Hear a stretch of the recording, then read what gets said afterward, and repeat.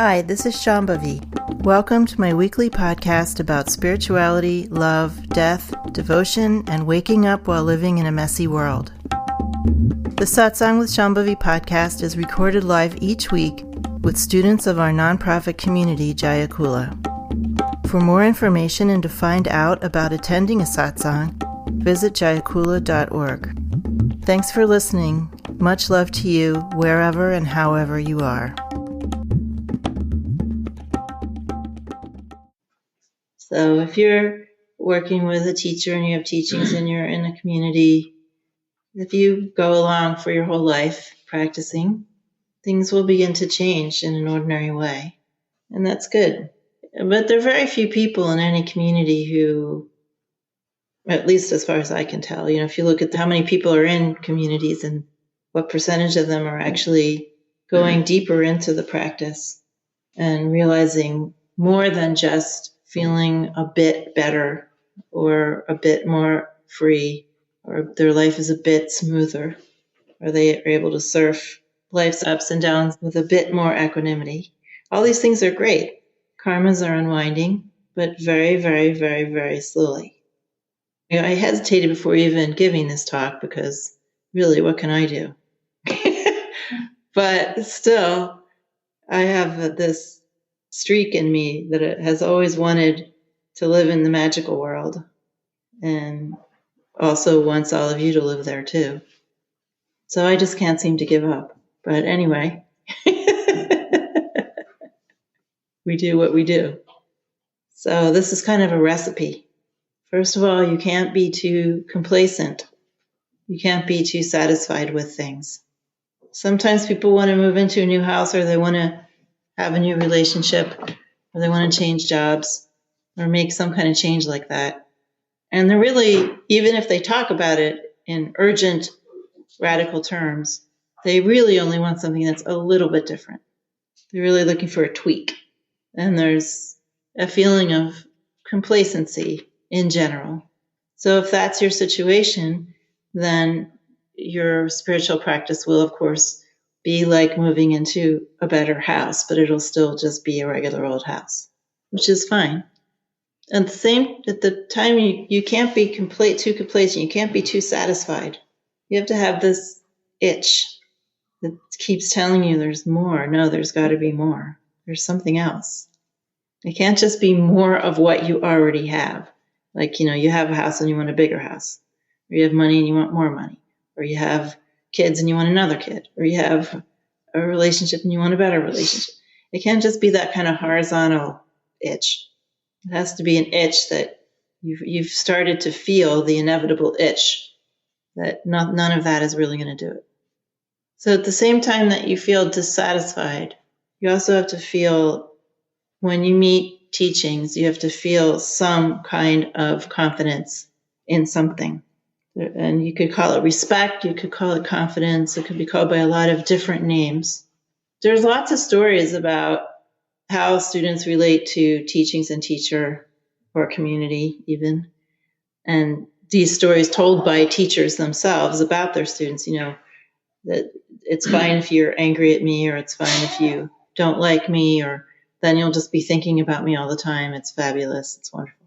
But even though teachers say that, if there's no real confidence or no respect, if you don't have self-respect, then you aren't going to be able to enter into things through the magic door, because there's a kind of, you have to have reached that innate understanding that there's something in you that has this capacity to do this, or there's something about the teachings or the teacher or something.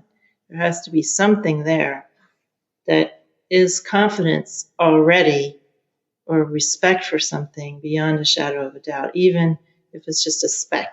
Otherwise, again, things remain on a very ordinary level. So there has to be dissatisfaction at the same time that there's some kind of confidence. I grew up in a mostly secular family with no contact with anything Eastern and very minimal teachings in the beginning. But for some reason, I just felt this confidence in the teachings. And even when I've had doubts, because everybody has doubts. I mean, doubts are healthy and normal. The little, whatever that little kernel of confidence was, never went away, even when I was lobbing doubts at it, right? So you can't open the door to the unknown if you don't have confidence that what you're going to find there, even though you don't know what it is, that what you're going to find there is what you want. Like if someone said, here, buy this box from a jumble sale. It's only $5. I don't know what's in the box. I'd be like, forget it. I don't want a bunch of crap hanging around my house. All unknowns are not the same.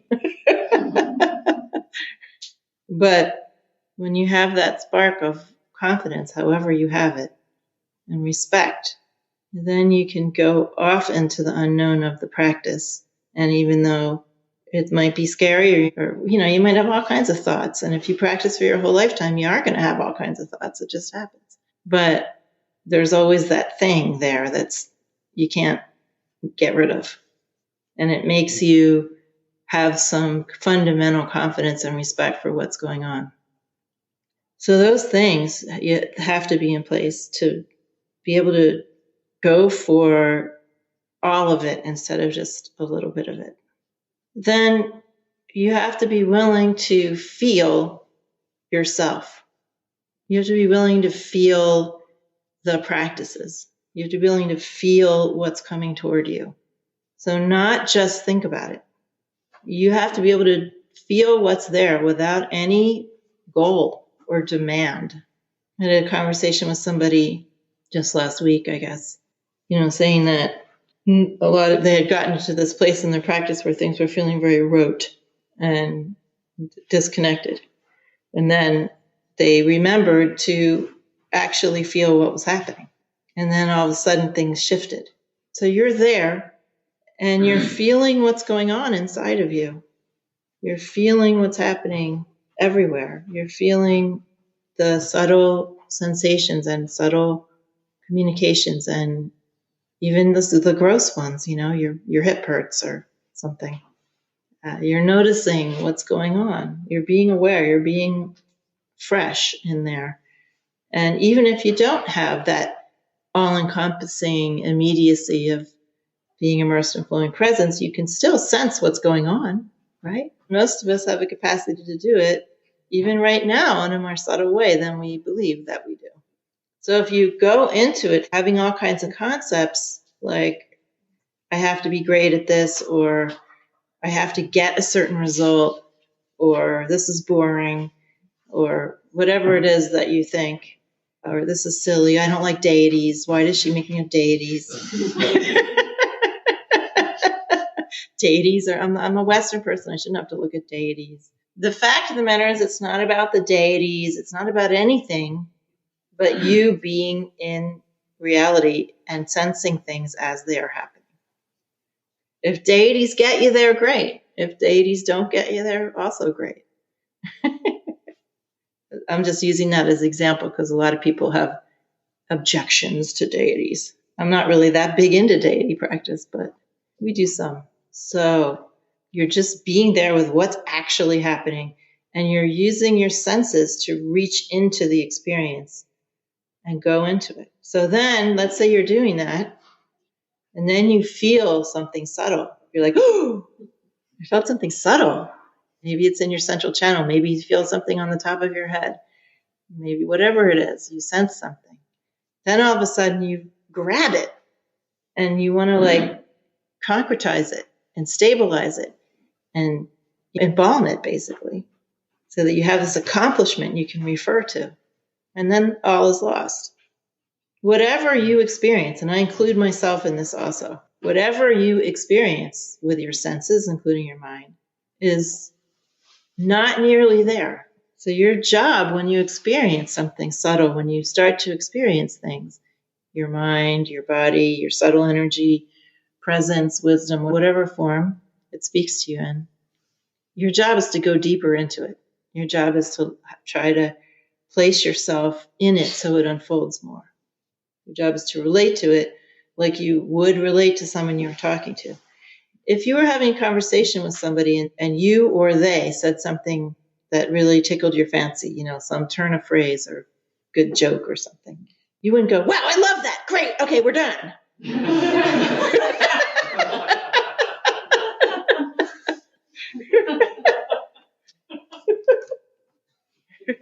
Then you write in your Facebook page, you'll never guess what I said yesterday.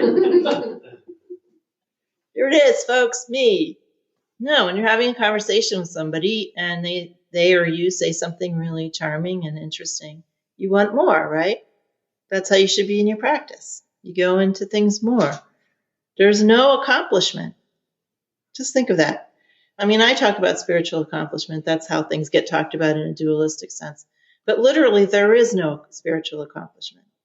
Everything is already accomplished. And you're just trying to rediscover that. You're trying to rediscover something that already is perfect and totally enlightened from the beginning. So the idea that you are having some great accomplishment, which is an idea which gets in everybody's road, is completely erroneous. It's false view. So if you're just discovering something that's already there, perfect in you from the beginning, you understand that a little bit, or you can have confidence in it, even if you don't understand it for yourself. This is a thing where confidence comes in. There's lots of things that my teachers have said to me that I didn't understand at the time. I mean, I may have understood them intellectually or had some hit about them in a more subtle way, but I certainly hadn't fully experienced those things for myself. But I had confidence in the teachings and in my teachers. And even, Ma, I have total confidence in her. So whatever she says, even if I have some objection comes up, or I don't understand it, I think, well, I'll understand it at some point. So everything is already accomplished from the beginning. There's nothing for you to accomplish. If there's nothing for you to accomplish, literally nothing, I mean it, nothing, then what is your attitude? Your attitude is discovery, not accomplishment. Finding out what's already there, not accomplishing something. And if you have obstacles, which there is not anyone who doesn't have obstacles. In fact, some people say that the more awake you are, the more obstacles you have, not fewer. Or maybe you just notice them more. But everybody has obstacles. And even when you have an obstacle, your attitude is, this is perfection expressing itself as this. There's actually nothing wrong.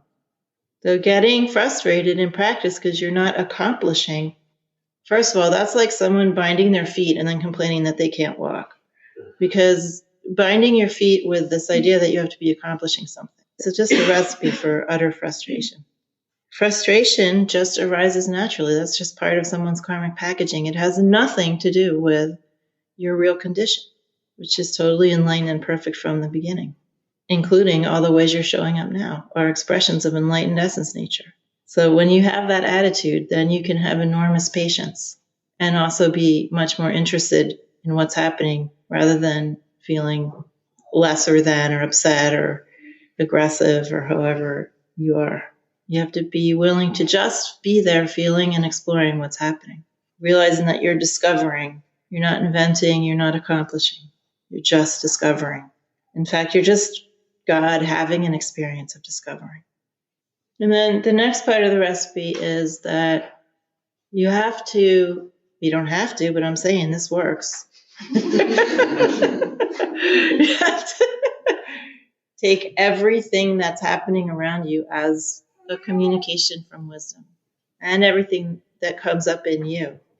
It's great. There's incredible benevolence here. If you can feel that benevolence, that's wonderful. And that's one of the reasons we have teachers, is so you can get a little taste of that cosmic benevolence. Right? But the benevolence that you feel from the teachings and your teacher and your community is really just an aspect of benevolence that's everywhere. When you can feel that benevolence, then you can understand that everything is just trying to help you have that experience of discovery. Understanding that, you have to be willing to look at everything. You have to look at yourself and what's happening only through the lens of sadhana. Nothing outside of that. I learned this working with my teachers. You really have so much more power than you think you do. Because if you were, your attitude towards what's happening is the most important part of the recipe here. I mean, it's great to have good teachers and good, well-transmitted practices. But even if you practiced a wrongly transmitted practice with total sincerity and willingness to feel what's happening and be with what is, you would still realize. Only, they say, the best students can do that, but the rest of us need good teachers. It's a funny thing to say. All kinds of things happen with the teacher where your ordinary karmas get kicked up. You are always looking at your responses to the teacher as a way of working with your karma. So you're walking down the street and the teacher suddenly starts talking to a stranger really loudly, making jokes and guffawing and making a spectacle of themselves, seemingly unconcerned that everyone has turned around and is looking at this strange scene, and you feel embarrassed. You're not thinking the teacher's too loud or the teacher's embarrassing. You're thinking, no, I'm embarrassed. This just happened. And now I am seeing that I'm embarrassed, right? Or you have an appointment with the teacher. 2:00 Thursday, teacher's going to meet you somewhere and the teacher never shows up. And you're pissed off. And you're looking at that and working with that. You're not thinking the teacher's so irresponsible. Or you keep trying to do something and something keeps getting in your way.